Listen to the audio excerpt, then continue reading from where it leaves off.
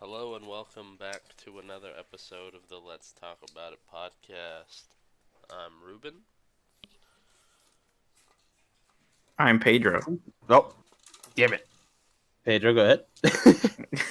I already went. Well, I went under you, so I'll go again. Then I'm Jason. And I'm not Jason. And we are back with another week of news for y'all. Alrighty. Do you recall what episode we are on, sir? My instincts lead me to believe that we're on episode 27.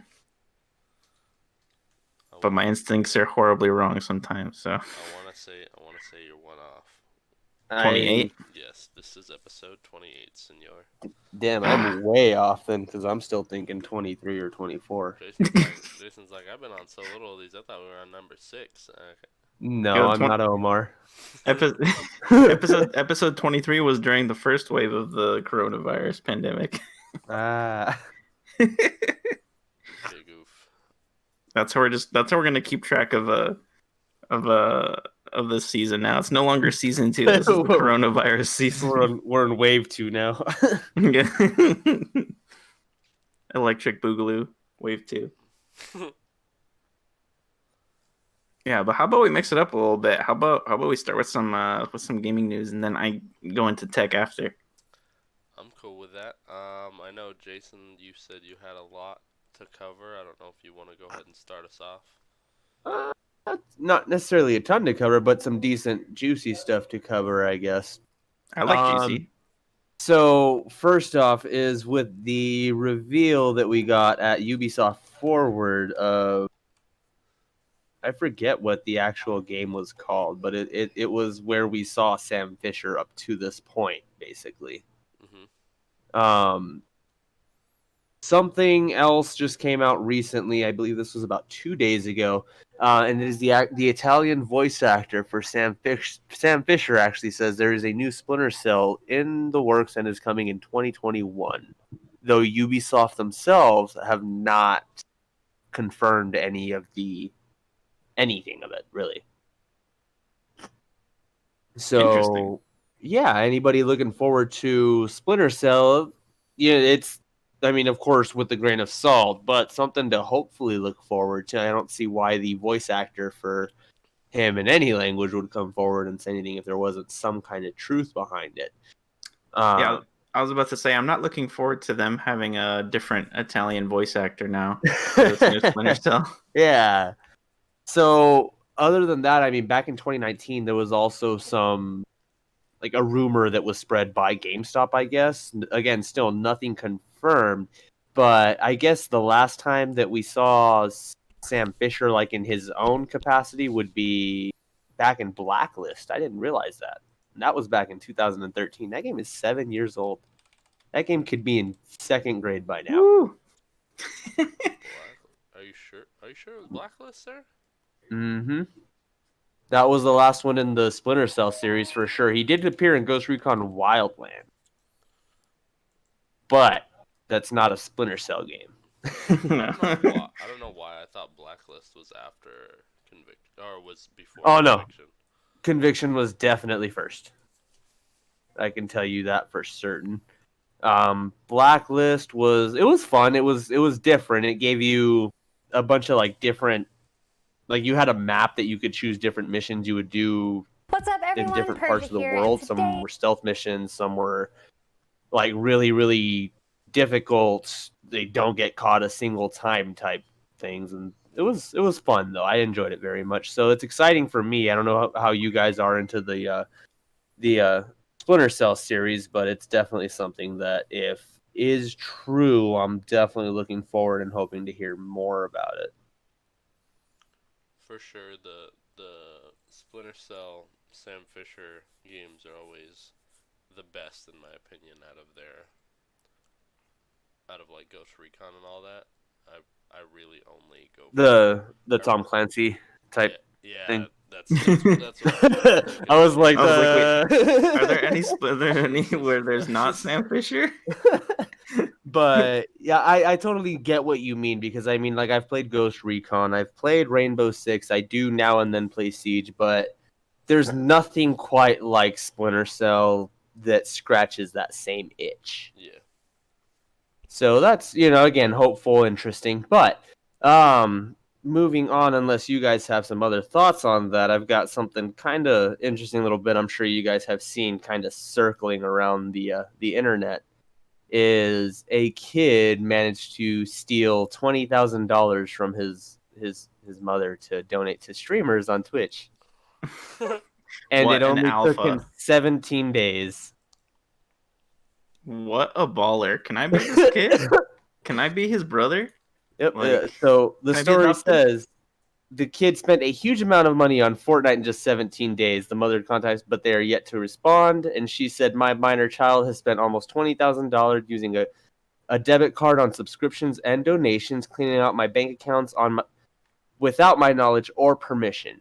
Years of savings gone in 17 days. No response from customer service in over 2 weeks, and no response to certified mail to the CEO or Amazon Legal." She Ooh. posted in Reddit, does anybody know if I can get this money back or how to get a response? Um, Nope. the website that I got this article from, Esports, reached out, I guess, and she stated that the donations went to popular streamers such as Tfue, Gorb, Ewok TV. I'm not sure who Ewok TV or Gorb is. I've heard Tfue. Yeah, Tifu for sure. But the other ones, I'm like, huh?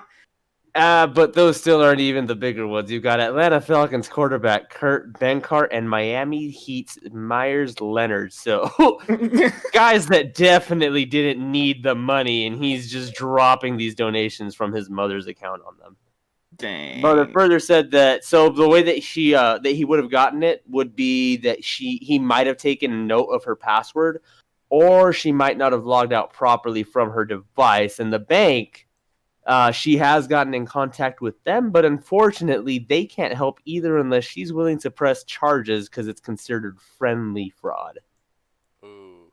Press charges against her own son? Yep. Do you want to fork out $20K over that mistake, Pedro? Yeah, my son just dropped all of this. I don't care how true that is, dude. No. Dude, it's probably like some part of some elaborate like scheme. Oh my god. So, I mean, on that note, for our 5 listeners out there, hopefully by now, just keep your passwords ready, keep your cards on you, keep an eye on your money because you never know what's going on. They might just think it's okay.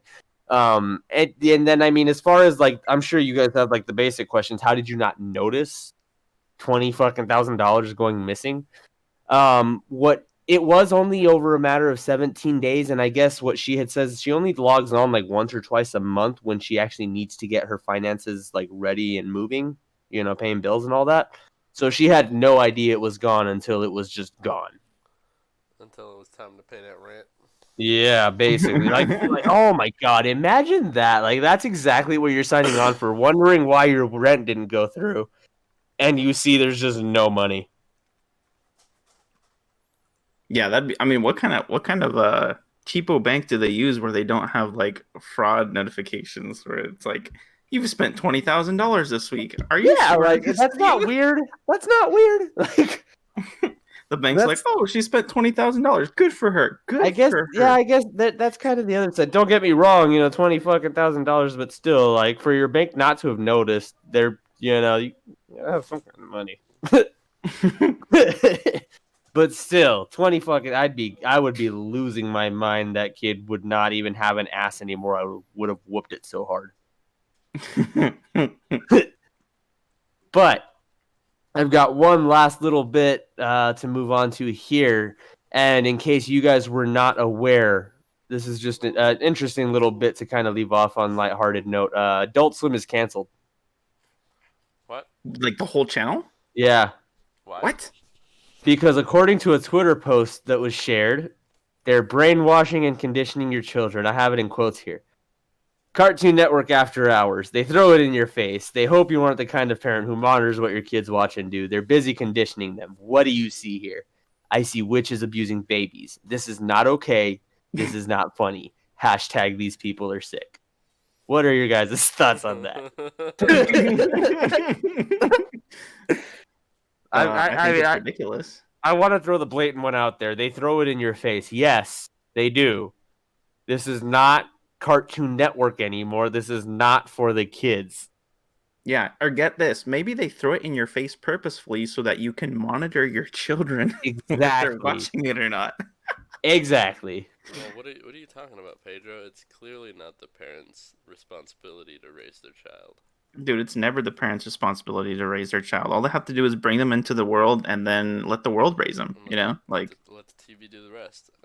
yeah, and if the parents get really mad that the world isn't raising them the way that the parents want them to be raised, then they have the right to be outraged at that, you know? Ridiculous. Some I wanna- people's wait, kids, you said it was man. on Twitter, right? You said it was on Twitter? Yeah, no, this is a Twitter post. It's cancel culture. It's somebody trying to, just find something new to attack. And that was the post, that's what that's seriously, like I said, I took the quote down. I see witches abusing babies. Oh my gosh. Okay, so I'm gonna find this. I'm gonna find this this tweet. I'm gonna retweet it and I'm gonna call him something really mean. So, with that being said,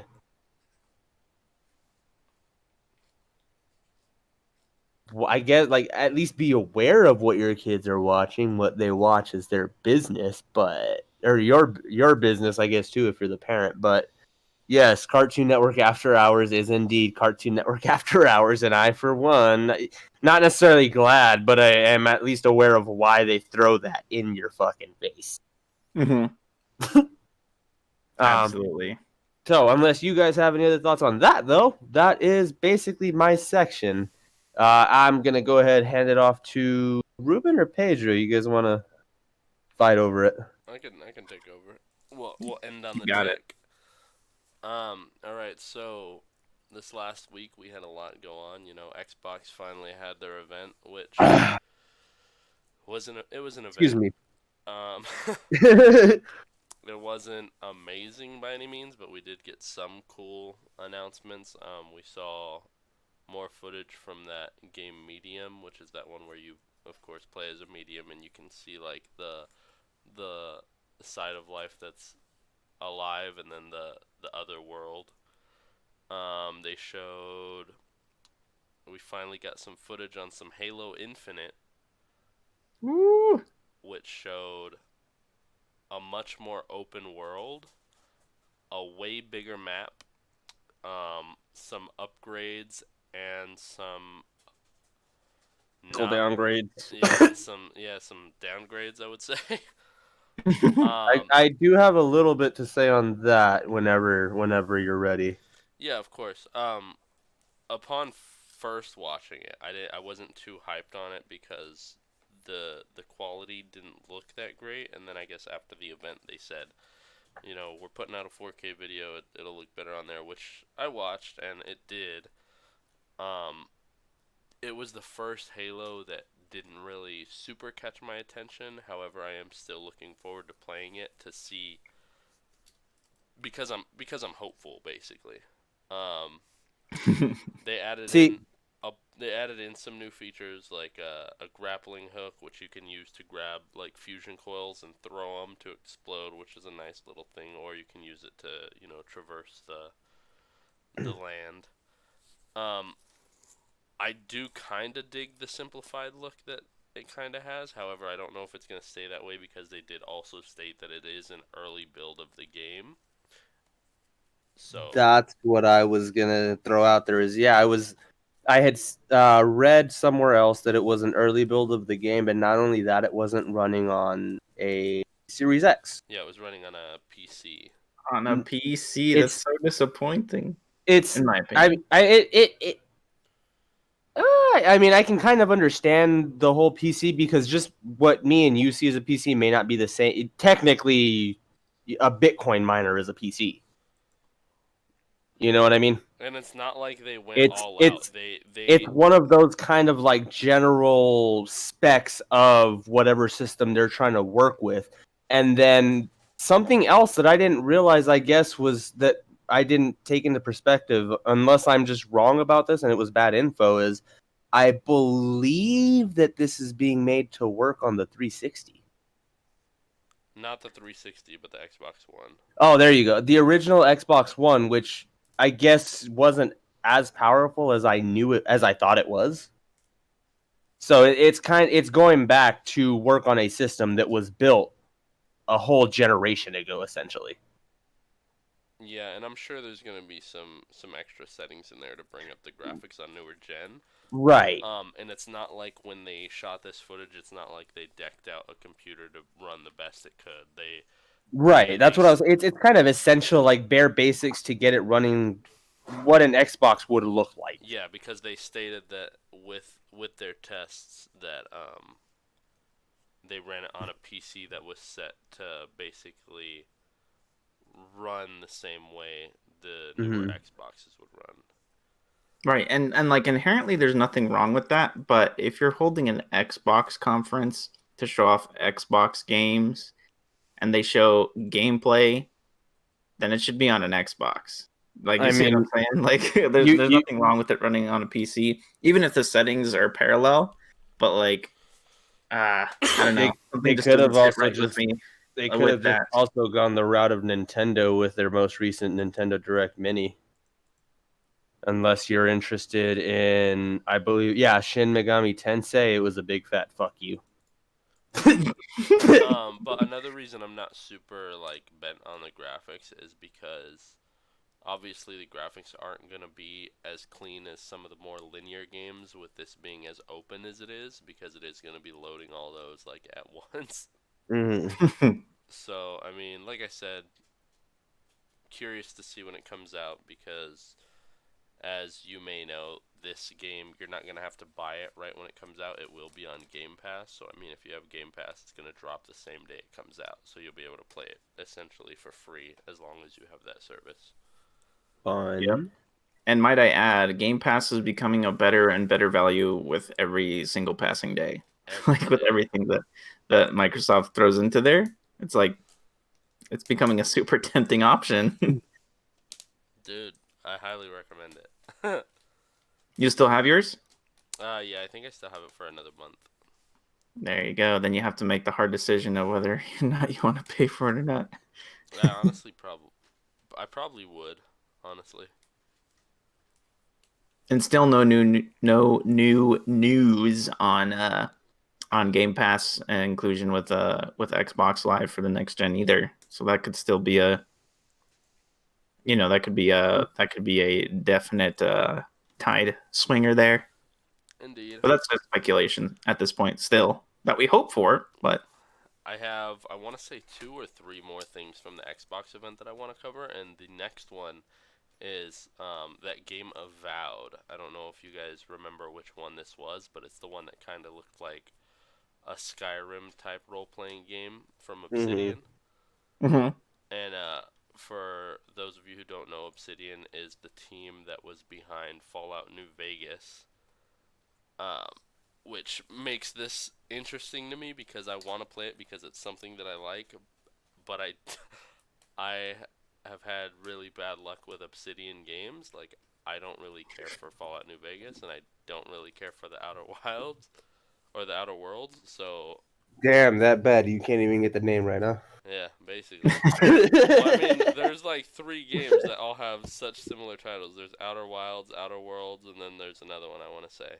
Oh, that's right. Outer Wilds it's a DLC, right, or some No, shit like no, that was announced. Outer Wilds is a whole nother game Oh, that's not related to the Outer World. damn. Okay, never mind. Never um, mind then. but I mean, this gameplay trailer looked pretty neat. You saw a dude holding a sword and doing some magic in his other hand.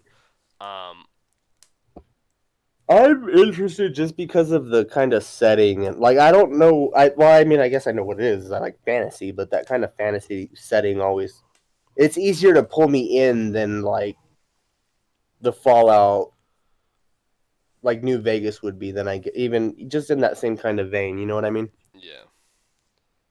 That kind of game grabs my attention more.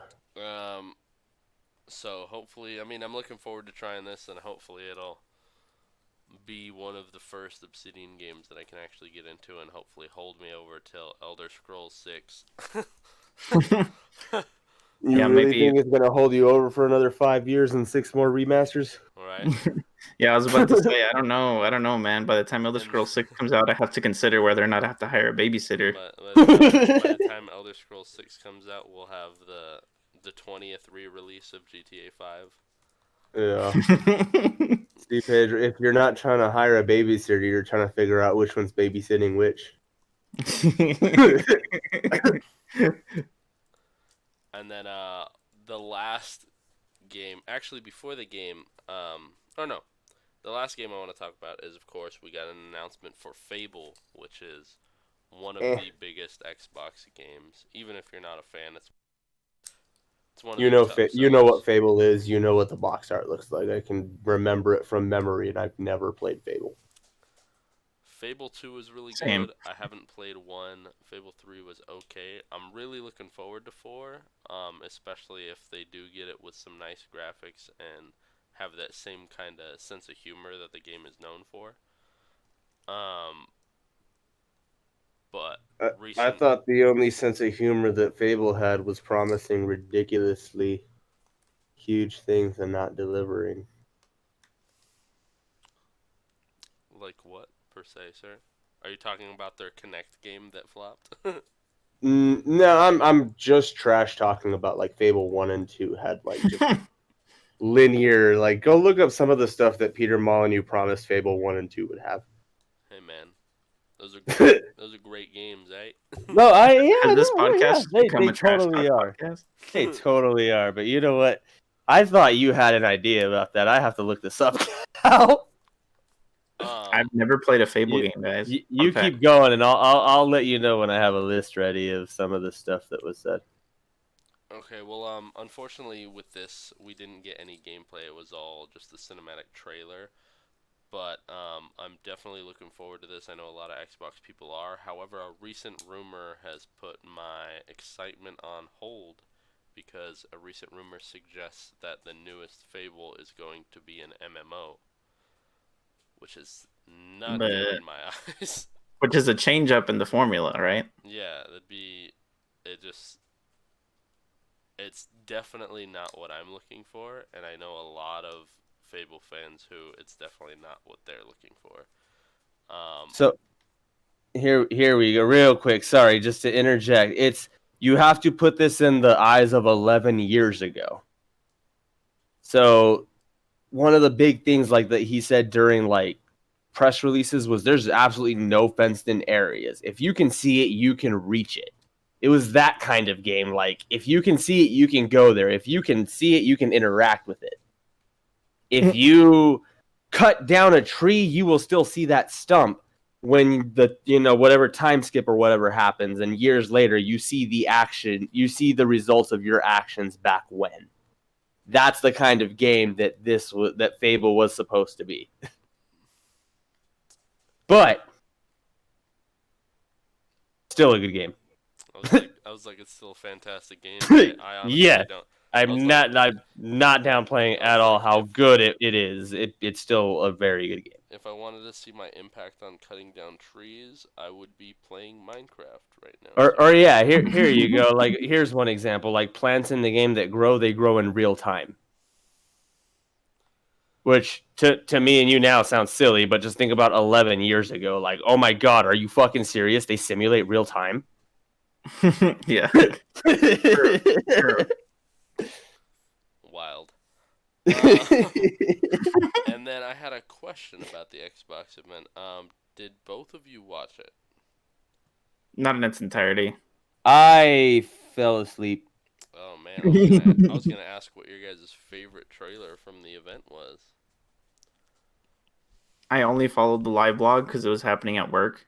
I couldn't pick Um, one because I was so uninterested after Halo. Oh man, there's one that they had where I'm not even excited for the game. It's just their trailer was so good and the way they advertised it was excellent.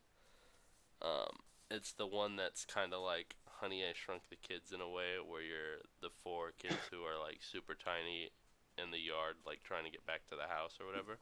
I have no idea, but I know my game of the year is going to be Gamer Girl. Can't wait for the Game of the Year edition with all the included DLC of that one. To be honest, I'm gonna wait out for that. The game is called Grounded, and it was just funny to me that this, like the way they advertised this trailer, because the voice came on, right? It was like this trailer, and it was like, if you're waiting for the next big game of I this do year, remember seeing that. and it was all, Specifically that. and it was all, then wait for Cyberpunk. He's all, but if not, then this is Grounded, and it just like went into a trailer, and it was. Now that you're saying it, I do remember specifically that. Let's see here. That's the kind of marketing I like. Yeah. So I mean that right there got me in, but of course besides that, you gotta give it up to the Halo announcement, even if it's not exactly what I was looking for. It's definitely what got the most hype. But What's that? that makes me feel like the show was like blowing your load right after unzipping your pants. Yeah, I'm kind of disappointed. I'm kind of disappointed that they started with Halo, honestly, because when I seen Halo was first, I was like, I was oh like, man. damn, this is gonna be good. I was like, this is gonna be a nuts show. If Halo's first, what else are they showing? And it But was I needed a nap. everything we already knew, pretty much. Like I said, they could have just done the fucking Nintendo Direct partner showcase and given you Shin Megami Tensei as a highlight. Alrighty. Let's see. They were supposed to announce the Mario collection. They were. They were. They're I'm like, so sad about something You that failed me. was never actually confirmed to be happening anyways. I honestly still God think damn we're it. gonna get it. I just think Nintendo's like, we're not gonna show it yet. We're gonna. I think they honestly want to try and wait for Corona to blow over, not knowing that it's not gonna blow over.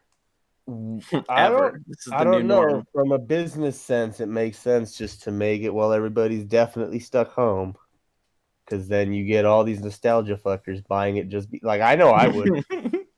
I'm telling you right now, I've passed Super Mario 64 probably 4 or 5 times with all of the stars, and I would still buy that collection again in a heartbeat just for that game.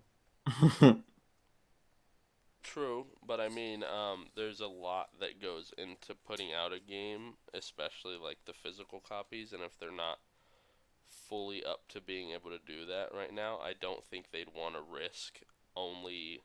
It's Mario. Throw that shit on your own eShop. You don't have any Well, commission to no, pay. obviously they would, but they're not gonna risk losing out on those physical sales as Yeah, well. fuck those physical sales. I was like, Nintendo doesn't report their online sales, so Oh. if they only put out stuff online, Oh. they want their numbers to look good. They don't want them rookie numbers, man. They gotta pump them up. That's pretty much Run out of stock on digital downloads, but not physical copies. that's pretty much all I got for stories. I know we'll probably discuss some stuff after your section, so I'm gonna go ahead and pass it on to you, Pedro. Cool. All right. So we got lots of little tech stories this week. Some funny ones too, actually. So let's dive right into it. So Pixel 4a update. Okay, so this is hot off the press. This is about 3 hours ago. So this is why I'm leading with it. But Wow. apparently, the latest update on the Pixel 4a is that the launch date for it is August 3rd, according to a leaker on Twitter, John Prosser. I don't think I pronounced that correctly, but that is a week from tomorrow. And the leaker says that this is the launch date, like 100%, like 100%. So really weird because launch dates typically tend to be on Tuesdays for major hardware releases. But I mean, it's coronavirus, so that can throw everything out of whack. But that is the latest update there. We're still expecting everything else that we have been gathering on this phone for the past, it seems like 3 months now on the Pixel 4a. So still the same Snapdragon 730 SoC. We still, expecting 6 gigs of RAM, still that $349 price on there, and just one configuration of 128 gigabytes of storage on there. So, also can't forget the 3.5 millimeter headphone jack, since that's a dying breed in phones nowadays. So that's really cool. I hope that it launches on the 3rd, because that'd be really cool. I'm probably gonna, if there's a special color of the phone, like there was for the Pixel first gen, where it's like really blue and it looks really good, like I'll get it that day. But if there's not, then I'll wait a bit. I'll wait for the reviews. I'll wait for the consensus on it, and we'll let that to kind of evolve into its own little thing. So Just out of curiosity, Google has announced that like they're working on that phone, correct? the 4A, kind of. I was So just They wondering haven't because said they're honestly, not. honestly, if it wasn't for us doing this podcast, like I would not know about that phone because I have not seen any advertisement whatsoever. yeah, so they haven't officially announced that they're going to be releasing it or anything. They're probably going to announce this week if they're actually going to release it on the 3rd of August. There's probably going to be an invitational to an online conference to it sometime this week. That's usually how they do it, right? So, That's um 8 fucking days though away to announce a brand new phone. That's I real. mean it's the A series. So like they started with the 3A, right? And that sold like hotcakes. And so um the A series so far has been separate from the Pixel line of announcements. So Google will typically announce the Pixel line, the non A series, the flagship line, at Google I/O. And so they send announcements and invitations to Google I/O, and people go to Google I/O, and then they're like, "Oh yeah, here's a new Pixel," and then everyone's like, "Ooh, new Pixel." But for the A series so far, it hasn't really been that big a deal, especially since this is just the second generation of the A series. And the first one was just kind of like an afterthought that happened to sell really, really well, and so everyone was kind of happy about that. So we'll have to see how they handle it this time, but I fully expect them to have like some kind of little announcement, especially since Google I/O was canceled this year. So it won't be strictly a Pixel 4a event. They're going to announce a couple of different things, and they did post a picture of the 4a on the Google Store website, where you can purchase, like Pixel phones and the Nest series of devices and other Google hardware there. But they didn't advertise like, coming soon, Pixel 4a. But the picture's there. You can go there right now and you can see the Pixel 4a in picture at the Google Store website. So, we'll see about this phone this coming week. We'll see how they announce it, or if they even decide to announce it that way. But anyways, I'm excited about that. But moving on from the Google news and the Google Pixel news, because it seems like we have a reoccurring theme about what companies get coverage on this podcast. So upcoming is the Intel news. And so Intel has reportedly announced that they have delayed their 7 nanometer processors until at least 2022. So they've delayed it another official 6 months, pushing it to another calendar year into 2022. So that's something that was not expected here of Intel, especially since they were looking to secure a contract to have, I believe, TSMC manufacture these 7 nanometer process chips for them, especially with how well AMD's Ryzen has been going, the 3000 series in particular, and the upcoming 4000 series in, rumored September, October, November ish. We'll have to see how this goes, but basically the specifics of it are that Intel reported in their Q2 2020 earnings release notes that the company's 7 nanometer based CPU product timing is shifting approximately 6 months relative to prior expectations.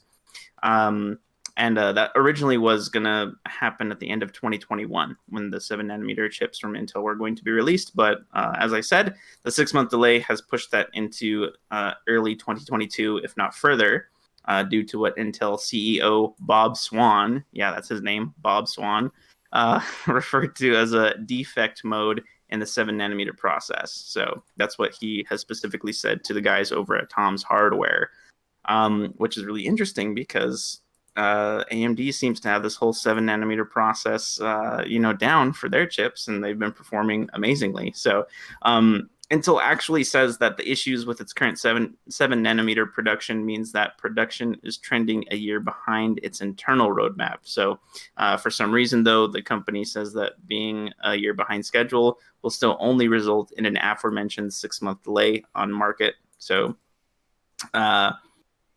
really, really, really weird here. That means that Intel's probably going to keep on riding its 10 nanometer process that they have been using for the past 2020, right? So I believe they've been using the 10 nanometer process on their chips for the past 3 years, I want to say.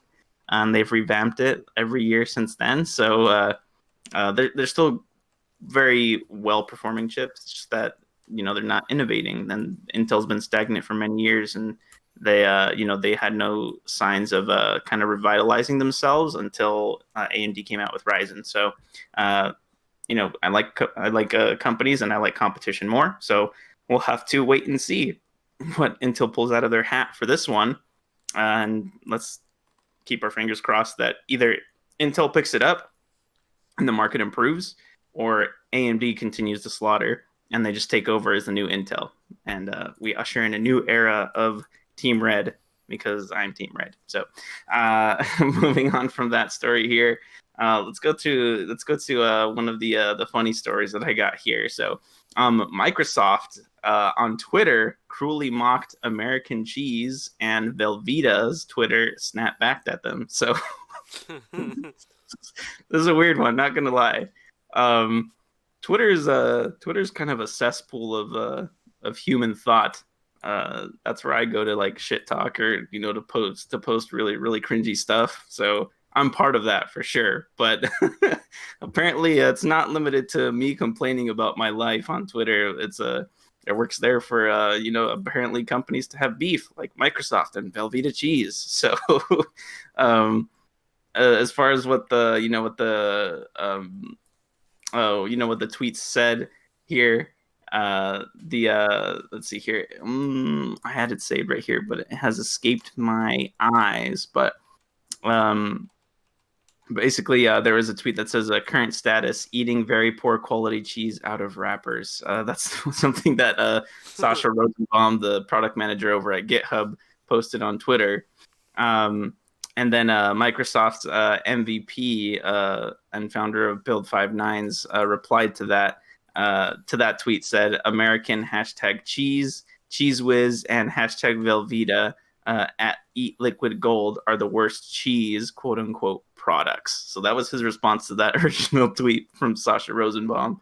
And so that's where the snowball started getting bigger, started rolling down the hill, so to speak.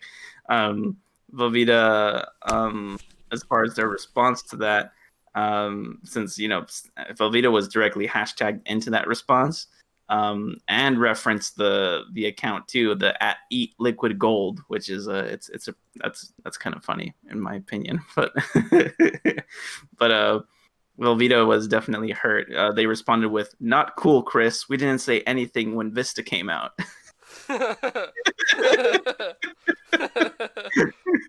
Which I think, yeah, they got him good, man. He got him good. That was a below the belt strike for sure. But that was pretty funny. So that's something I just wanted to cover today. That was really funny. That's hilarious. And then Velveeta actually responded a second time to that and said, "Sorry, can't hear you. The Zune is too loud." And so so that's pretty funny that I mentioned that. But anyway, so I guess that covers the Microsoft news section here today. But the next story here is actually our Apple segment for this week, and Apple is being sued in California for not taking action against iTunes gift card scams. So this is an interesting one because as many of you may or may not know, a common form of scamming people online is by grabbing mostly like senior citizens' attentions online by giving you those fake, virus has been found on your computer, through your browser.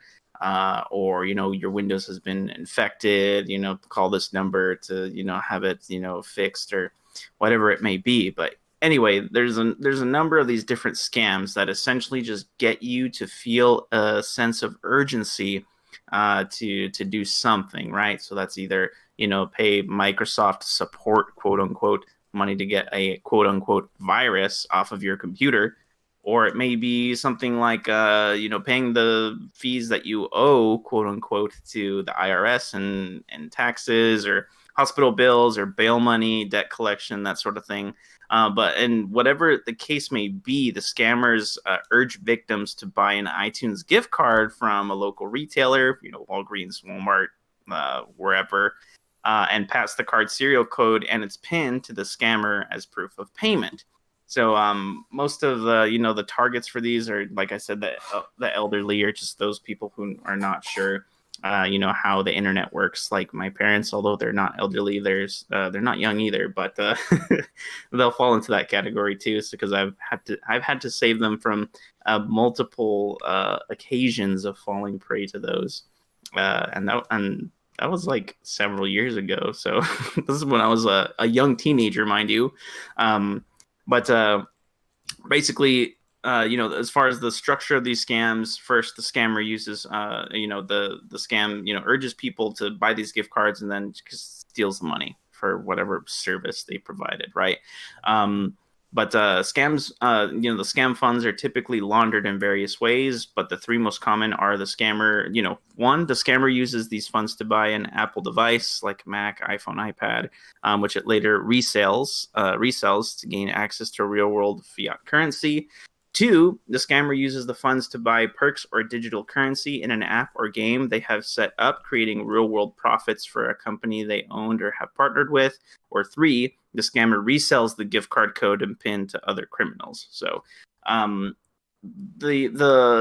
Apple being sued part of this story comes into into a statement that the plaintiffs have said in regards to this specific lawsuit and why they have launched it. But they have said, quote, Apple is incentivized to allow the scam to continue because it reaps a 30% commission on all scammed proceeds, and knowingly or recklessly, Apple plays a vital role in the scheme by failing to prevent payouts to the scammers, the court documents read. So, in more detail, Apple retains 30% of the spent funds for itself at all times. This amount remains retrievable to the consumer. Apple holds the remaining spent funds for 4 to 6 weeks before paying the third-party vendors on the app and iTunes store on which the store value was spent, meaning the remainder is also retrievable to the consumer.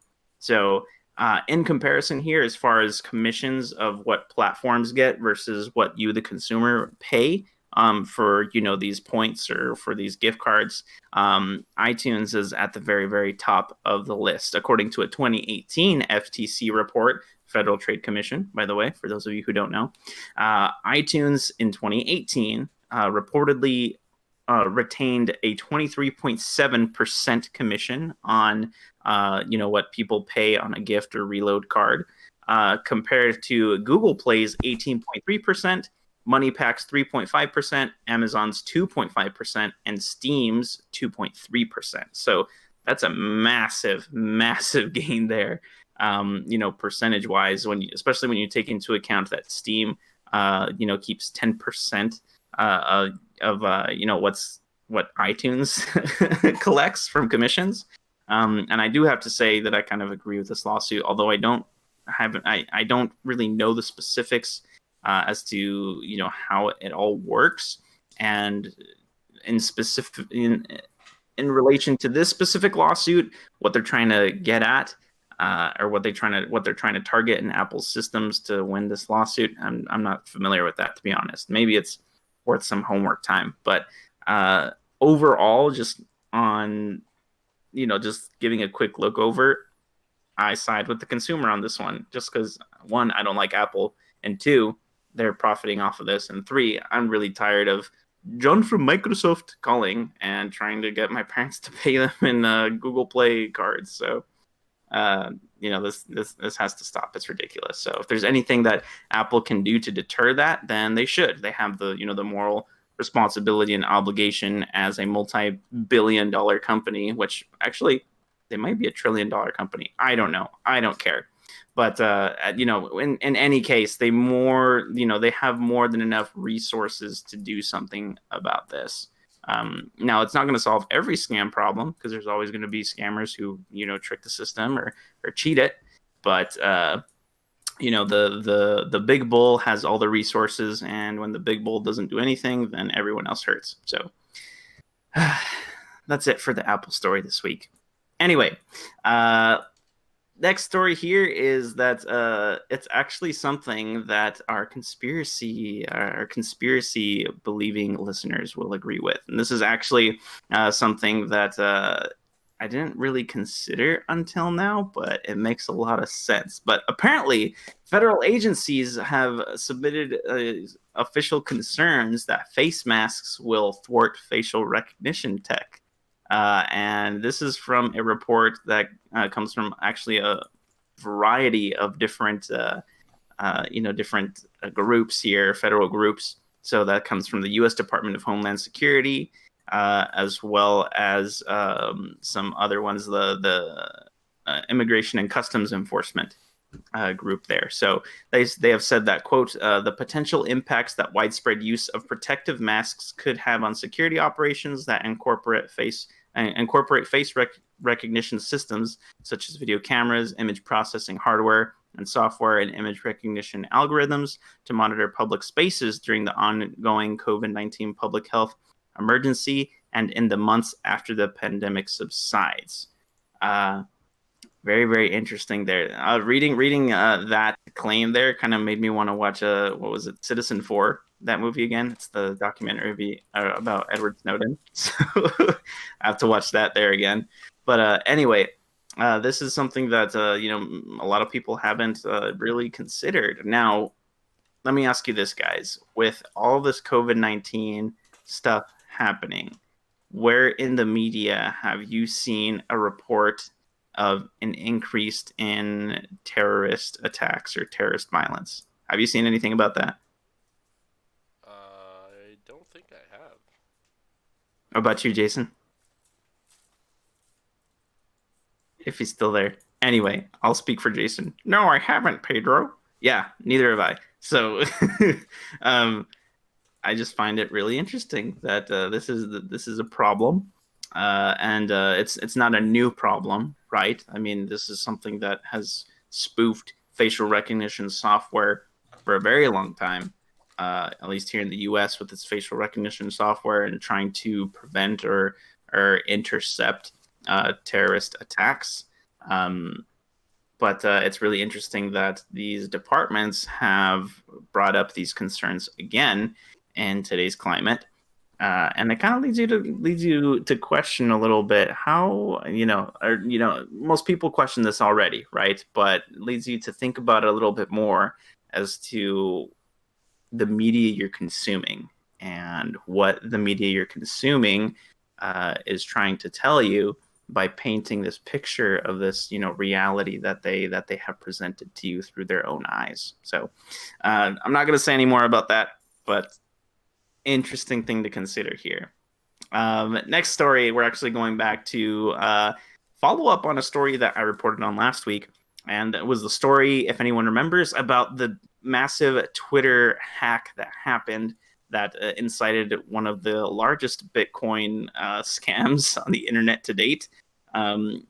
For those of you who didn't catch last week's episode, or for those of you who need a refresher, basically a handful of very high up there Twitter accounts were compromised, such as Elon Musk and Bill Gates, of which there was a doubling scheme on Bitcoin that these hackers were presenting through these Twitter accounts that ended up stealing, I think it was 100,000 Bitcoin, something like that, which is a huge amount of money. But anyways, following up on that Twitter attack this week, Twitter support officially stated that these attackers may have accessed the DMs of up to 36 accounts, including a Netherlands-based politician there. So previously, it was reported that no elected officials' DMs or accounts were compromised. Specifically, last week we reported that specifically Donald Trump's account was not compromised because of additional protections that are put into place, and whatever identity management software Twitter has to manage accounts. But apparently, this this Twitter account for this Netherlands elected official was compromised, and luckily nothing too damning was done with that. And so it's thankfully that nothing really dangerous was done with that. Specifically, this was the politician's name was Geert Wilders. I totally botched that first name, but I'm phonetic anyway. So that's interesting there that was one of the compromised accounts there. I just wanted to follow up on that because initial reports hardly give us the whole picture, and so here we are a week later with more details, and it's like, oh, an elected official's account was compromised, and this is what happened to it. So who knows what else they're hiding? But anyway, one last tech story here for us today. This is about a massive outage that happened earlier this week. It affected the services by Garmin. That's the not, is it a Fit? No, it's not Fitbit. Fitbit's its own thing, but smart devices, smart watches, that sort of thing. Fitness trackers. That's the term I'm looking for. So Garmin was hit by a massive outage this week, where it affected their websites as well as all of their fitness tracking software. It was all down there for about 24 hours. That's a huge outage. And it's believed that this massive outage was possibly caused by a ransomware attack. The outage was first reported by Garmin over 20 hours ago, and this is dated on July 24th at 5:43 a.m. Eastern time. And so Garmin's official, reps had said, we are currently experiencing an outage that affects Garmin.com and Garmin Connect. This outage also affects our call centers, and we're currently unable to receive any calls, emails, or online chats. So this is a massive outage. So like all the important stuff was down, right? Every service they provide and every support that they had in line from the company to the consumer was basically cut off. So it's like Garmin just like was on an island for a little bit. But some clarification on that. Garmin Connect is the service that allows owners of Garmin devices, like their Forerunner smartwatch or whatever, to track their running performance. Their blood pulse. I don't know. I've never owned a Garmin. Never gonna have one. They're expensive. But anyway. According to ZDNet, Garmin was forced to shut down a number of crucial services after a ransomware attack locked some of the company's production systems on its internal network. Although the company hasn't confirmed the attack, ZDNet notes that a number of employees on Twitter and in interviews claimed the attack used a strain of ransomware called Wasted Blocker. So if you guys want to learn more about that, you can look up Wasted Blocker. An internal memo from Garmin's IT staff in Taiwan was published by iThome, saying Garmin's Taiwan factories will be down for 2 days of maintenance to deal with the issue. That is massive downtime for a company like Garmin. And that comes from me working in IT, right? So, numbers of how much downtime, you provide to your client and trying to fix something, especially on this scale, like 2 days of straight of downtime for quote unquote maintenance. Like, tell any IT professional that, and they're just going to look at you with a scared face and just say yikes, straight up. Other than this, memo, the basically other internal memos from Garmin saying that they were dealing with a response to a virus. So, although they haven't officially said yes, it's a virus, we know what happened. You ain't fooling us, Garmin. You ain't fooling us. So, that's all the tech news I have to cover this week. Lots of little good sprinkles of knowledge in there, and some good stuff. answer. All right. Well, I mean, if you want, we can talk about some things. I know LCS is going on a little bit. Yeah, I mean, let's talk about LCS. I wanted to talk about Ghost of Tsushima with Jason, but I don't know if he has ever returned.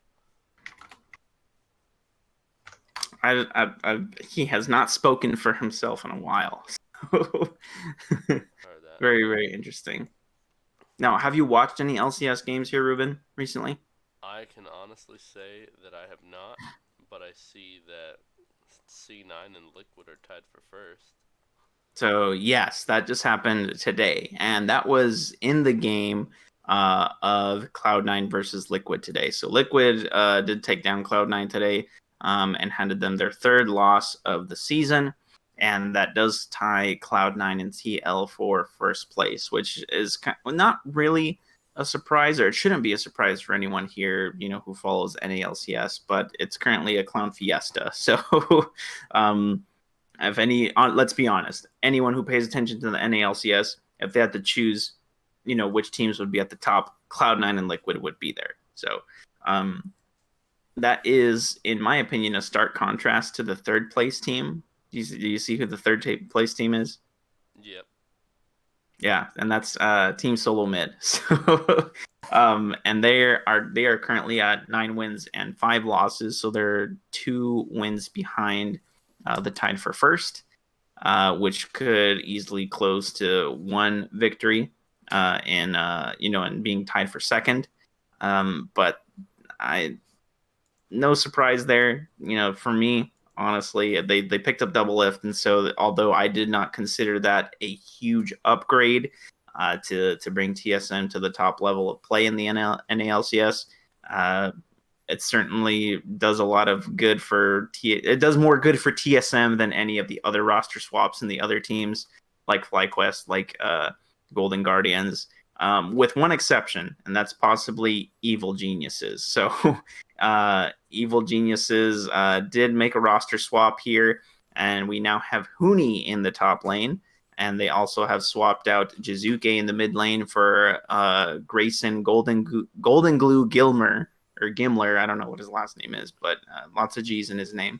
But it was previously on Golden Guardians, so before he was GG, his initials, for Grayson Gilmer, Golden Guardians, Golden Glue.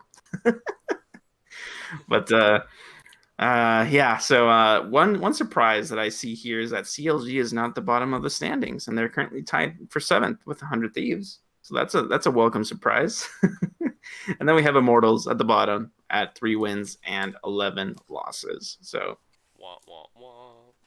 yeah, now keep in mind that Immortals were the first team this split, I believe, to hand Cloud9 a loss in the summer split. So that was definitely something else to behold, I believe. Now, I haven't been following NALCS super closely either, okay? So bear with me if I lie. But as far as I understand, I believe 100 Thieves was the other team to hand Cloud9 a liquid.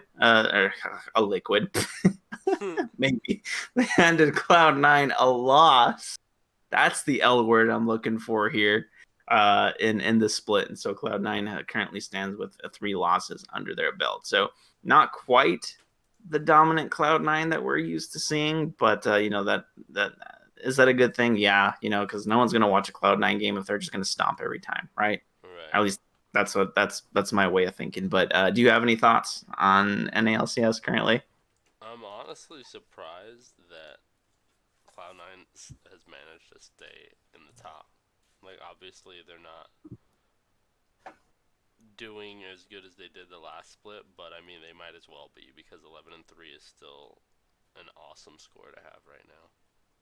Yeah, they're still doing super well. Yes. And the thing is that overall they're still doing super well, but you see, especially in the games that they lose, right? If you look at the games that they lose where they just get steamrolled, it's it's definitely something to behold, because all of a sudden you start seeing kind of a holes in their armor, so to speak. Like when Blabber doesn't get the jungle pathing that he needs, or if he doesn't get the opportunity to be as aggressive in the jungle as he would like to be, then he starts falling behind and he starts getting out jungled by contracts. Right. Or if if Licorice picks a carry top laner and he makes one mistake in lane, then he's just not as effective in the game as a whole as the tank counterpart that he's playing against in the top lane. So you start seeing little things here and there, or you see tactical. He's double lips replacement there. He's a solid 80 carry,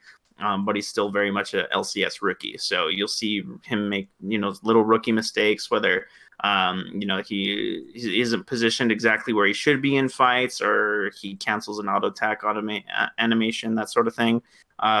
You see little things like that where you're like, oh, like Cloud9 isn't immortal, and so that kind of brings the whole thing into perspective, where it's like, how are they going to do in Worlds? And then you're like, oh yeah, there's probably it's still the NALCS, so they're probably not going to do that well in Worlds. But anyways, there's still our hope. So that's that we're still holding out for that, or at least I am. They're our best bet at Worlds for sure. I'm gonna be so stoked if C9 makes it all the way to Worlds and wins. However, I'm also gonna be upset because my boy. Yeah, because then Sneaky will not have been part of it. With his luck, he won't be. But yeah, so that's really interesting. I mean, definitely right now in global League of Legends, I feel like Korea is still not as strong as they used to be. The days of the Korean heyday are beside us, and NA definitely has to worry about all the other regions in addition to Korea now. EU is still looking super strong. Even the LPL teams are looking fairly solid, and they'll still give the Korean teams a good run for their money. And at this point, I'm just like, can NA beat the wild card teams now? We'll have to wait and see. Maybe the Japanese teams. We'll have to. I haven't kept up with the Japanese league scene in quite some time, so I cannot speak for them. Alrighty, sir. Well, I mean, do you got any other little news tidbits or little things you'd like to add on? Not not currently. Well, actually, yeah. There's just one thing. It's not really important, but if anyone's in Tucson and you're looking for a good food truck during the pandemic, go to Sazon El Cebollon. They're usually at 265 West Valencia on the south side, and oh my gosh, they're so good. And I've recommended them to you a couple times here, Ruben. But I went there last weekend for the first time and got myself some cheesy birria tacos, and oh my gosh, that's like my favorite food truck of all time now. So, Yeah, the pictures you sent definitely made me want to try it. dude, go like one of these days, go, because they're literally right next to Jason's apartment complex, right? So go hang out with Jason, play a little bit, go get some tacos, eat them at Jason's place or eat them there, and it's so good. It's so good. Take like $20 with you so you can get some birria tacos. Get yourself the really long Sonoran hot dog, and you're set. You're set. That's all I have to say though. Alrighty, sir. Well, then, without further ado, I guess we will end it here. I'd say so. I'd say so. And I'll say goodbye for Jason in his stead. I don't know where he went off to, but hopefully something important. I'm all as Jason, so we can only assume. Alrighty, well, I'm gonna go ahead and do the outro. Thanks for joining us for another week on the Let's Talk About It podcast. Um, we want to thank the people who have been keeping an eye on us, keeping watch, and just checking us out. Pass this on to your friends if you think it's something that they might be into, or just share it and be like, hey, listen to these guys. They totally do not sound like they know what they're talking about. Accurate. But I mean, doesn't matter. We're having fun. We hope you guys are having fun. Joining us when you do. But without further ado, I'm gonna go ahead and say farewell. As will I. Thanks, guys. Appreciate it. We'll see you next week. And outro music.